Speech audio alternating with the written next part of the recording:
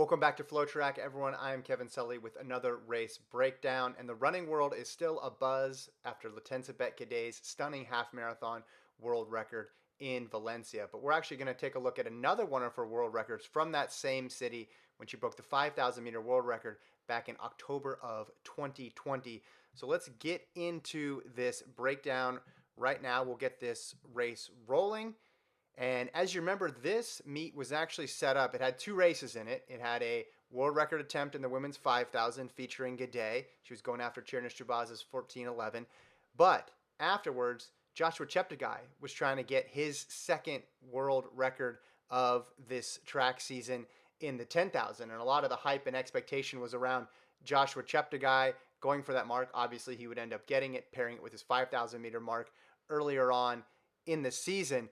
But this women's 5,000 meter race wasn't really even advertised or billed as much as Cheptegei's. It was added on there, and a lot of people thought, hey, Gidey, does she have a shot to get this? Her PB is north of 14:20. She's going for a 14:11. She was coming off a solid performance in the 2019 season, but by no means did people think she was the best in the world, and she jumped right in there and obviously made the best of this race. So let's freeze it here before we go any farther. I want to look. We're through 1K. I chopped this up just to pull out some of the splits that were key and look at the other interesting aspects of this race. Let's jump over here to our pacing chart. So she's 2:51 through 1 kilometer. And she said prior to the race, and this was in the race broadcast, that she was really trying to ease into this race. Start out 69-second pace, then down to 68s, and then close in 67s. Now, that sounds good on paper, but it's very tough to execute. Just adds to how impressive this was for Gidey. Let's look at this chart here. And as you can see, 2:51 through that first K. So 2:50 pace gets you 14:10. So through the first kilometer, she was around 14:20 pace. 14:20 pace through that first kilometer. Have a couple of the splits up there as well that you can see. So started out perfectly according to her plan. Now, the issue here is, though, running 69 seconds and even running a mix of 68s and 69s isn't going to get the job done, right? You need to be right at 68 for the entirety of the race if you want to get that world record. Let's hop back over and keep playing this race.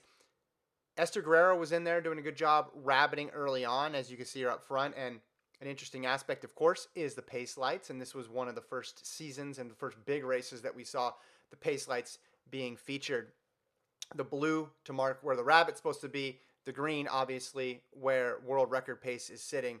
So we see another split here. Guerrero is now off, and 69.3. So early on, she was keeping the world record in play, but if you were skeptical and thought, hey, this is going to be too big of a jump for Gidey, you were probably thinking you were correct early on because she's running 69 seconds. Again, let's go back. Don't want to belabor the point too much, but let's go over to that pacing chart. 69s is going to get you 14:20.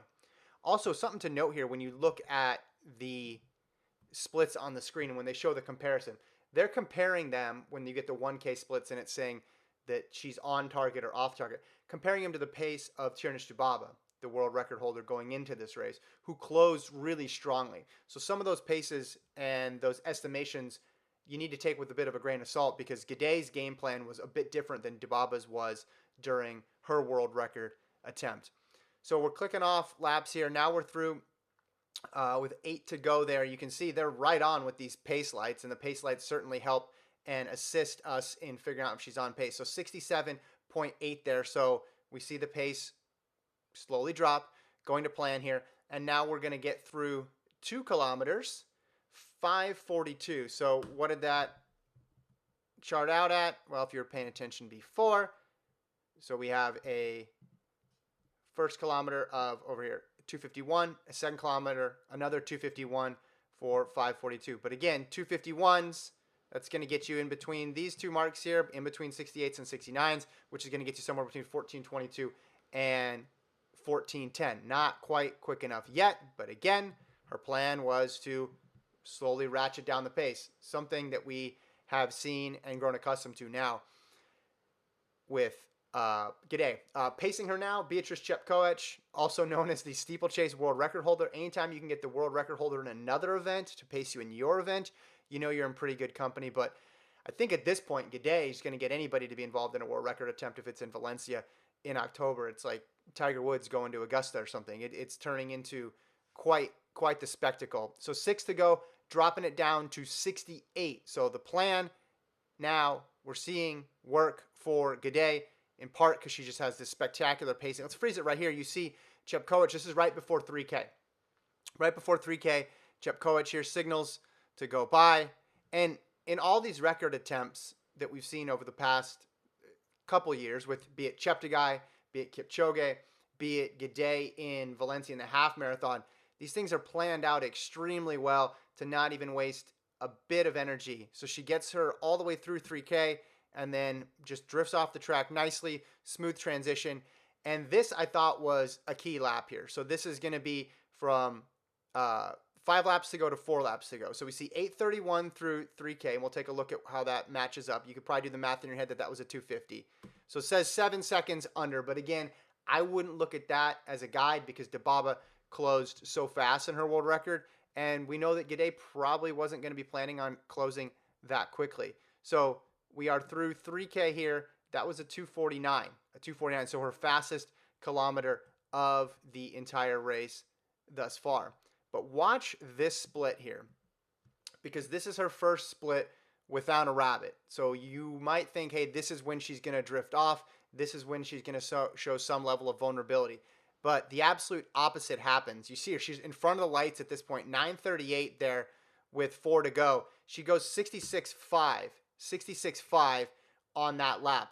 That is just remarkable. 66.5 up to that point here. The lap splits, so from 3,000 to 3,400. She runs her fastest split of the entire race to this point, and would ultimately end up being the fastest total because she then drops to 67s and then holds steady there. But to start out at 68s and 69s and then now you're down to 66 midway through is just astonishing. And if you look at what 66 would chart out at, here's 67s at 13:58. So you're looking at another, let's see, 66.5, so another 6 or so seconds there. So that's low 13:50 pace that she ran from 3,000 to 3,400. It's just remarkable stuff here. And this was the indication that, all right, not only is this a possibility, this is turning into a probability here, because without the rabbit, she's going even quicker. And she just keeps clicking off these splits. And this is something we've seen Gidey now with the benefit of hindsight, just the ability to stick on a pace and not budge off it at all. Obviously, that's going to help in the half marathon as well. But in this 5,000 meter record attempt, we've seen her do it in the 10,000 roll too, just clicking off the splits, clicking off these fast times. So that was a 67.1 here. And this will get us our 4K split, and then we'll jump over there. So 11:19 through 4 kilometers. Let's go back to our chart here. So that's 2:48. 2:48. So 2:51, 2:51, 2:49, and then 2:48. 2.5 laps to go at this point. You have to feel really good if you're Gidey. You set this thing up perfectly. You knew you were going to go 69, 68, and then a series of 67s, and you're on your way. And it gets to a certain point where it's hard to imagine her slowing down because you're only 2 laps out and you've been running an even pace or a negative split. To go backwards at this point, it's just a rare occurrence. So 67s, as you see. So she's running sub 14-minute pace at this point. And that last K, that 2:48K, that's a little bit bigger sample size than just a 400. And a 2:48K, again, right on 14 flat pace for Gidey. Let's go back to the race and watch this wrap up here. As you can see, the differential there, 9 seconds now. So everybody knew at this point that she was going to break it, even though Dibaba's last K was so quick. So 2:47 there, you see it on the clock. She goes through 11:52. And again, look at just where she is in relation to the lights. Even if you weren't keeping track of the pace at home, you would be able to tell that she was on record pace. So 67 there for Gidey with 2 laps to go. And here you get a good shot at something that people have really been talking about a lot after Gidey's half marathon, and that is the form and how she just does not seem to break at all. If anything, she just gets stronger and stronger throughout. And it reminds me of, and it reminds other people a lot of this guy, Eliud Kipchoge, just the ease with which she glides through these fast times and just the picture perfect nature, the 90-degree angle with one leg, and just how smooth she is running throughout. And this isn't even just a thing that's confined to record attempts where she's running an even pace. I went back and found this is Gidey at the World Cross Champs in Aarhus, Denmark, a few years back. I don't know if you remember that, but it was famous for just a hellacious course. And even in that course, and they're going up this massive hill here, here's Gidey still holding form, still looking as if she's just running a stride in the middle of a grass field after a workout. So a lot of people drawing comparisons to Kipchoge. I go to another guy, shorter distance, but a guy who was famous for his quote unquote beautiful running posture. David Rudisha, obviously a model of what running form looks like. You could put him on the cover of any sort of magazine there. That's what we see when we see Gidey run. Just look at the angles here. Zero wasted motion at all. Her head perfectly facing forward. And this sort of efficiency, you have to think, helps her. The biomechanics being perfect, limiting injury, but also when you transfer to the roads and you have to do it for 13.1 miles, stuff adds up even more. I know we focus sometimes on, hey, does she have the closing speed? But this stuff right here, this efficiency, you finally see her gritting her teeth now down the final stretch here. This efficiency is really what's bringing her to these records, her ability to just crank out split after split after split. So she's going to cross the line here, absolutely smash that world record. Remember, 14:11 was the mark going in. She goes 14:06 here, and she closed just with a series of 67. She gets the hug there from Beatrice Chepkoech, who did a great job setting the table with that pacing job. But let me go back to my chart here. This is how the splits ended up over those last 4 laps. Actually, we'll go back. We'll go last 5. That's 66.5 that I mentioned. She goes 66.5. She slows a bit, 67.1, but then 67, 67, 67 for a final 1K of 2:47. Again, those 67s, that's sub 14 minute shape. So when people start talking about, hey, how fast does her half marathon equate to? And there were some crazy times on those pace calculators, and a lot of them were saying well under 14 minutes. She has that ability. It's obvious that she has that ability. We've seen the endurance piece, not just in the half marathon, but in the 10K. She has a world record there too. She's done well in cross country, two-time world junior cross country champion. Also hung really well with Helen Obiri and got a medal in 2019 at those cross country championships as well.